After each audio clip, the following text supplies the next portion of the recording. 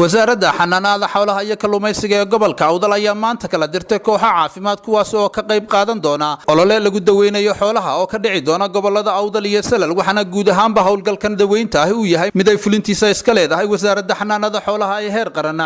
waxaana isuduwaha wasaaradda xanaanada xoolaha iyo kalluumaysiga ee gobolka Awdal Dr. Daahir Muuse Xuseen oo baaxadda howlgalkan tilmaamaya uu yiri halkan waxa ku diyaaray 5 gaari daas oo baxaya daweynta xoolaha gobolka Awdal iyo Salal maaha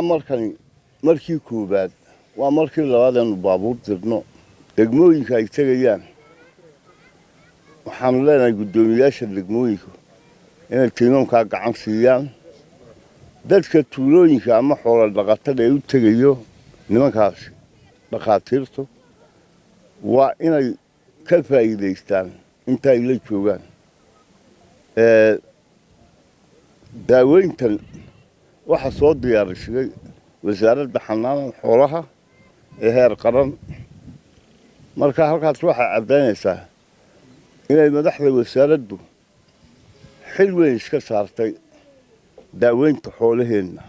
maadaama ay yihiin lafdhabartii dhaqaalaha dhalinyarada dhaqaatiirtana kolley waa dad fiican gobol ahaan way fiican yihiin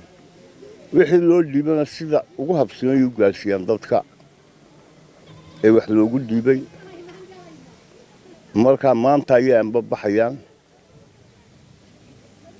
waxa kaloon leeyahay dadweynaha inay xoolahooda daweystaan ka faa'iideystaan inta ay dhaqaatiirtu la joogaan sidaas oo kale ayaa xogayaha gobolka Awdal Mudane Mustafa Cabdi Ahmed oo isaguna halkaasi ka hadlay waxaana uu isdul taagay kullay warbixinta waxayna siiyay isuduwaha Daahir bayna siiyay waa runtii mana aha markii ugu horeysay ee halkan tiimam u baxaya daaweyn laga diro marar badan oo horaan goob joog u ahaa waan ku bogaadinayaa wasaaradda xanaanada xoolaha wasiirkeega iyo wasiir ku-xigeenkeega iyo agaasimahayga guud iyo isuduwayaasheeda gobolka Awdal iyo Salalba iyo shaqaale weynahayga waan ku bogaadinayaa inay daryeelaan xoolaha nool oo runtii soo Daahir sheegay inoo ka Soomaaliland ahaan ama ka ummad ahaan lafdhabar weyn oo dhaqaale inoo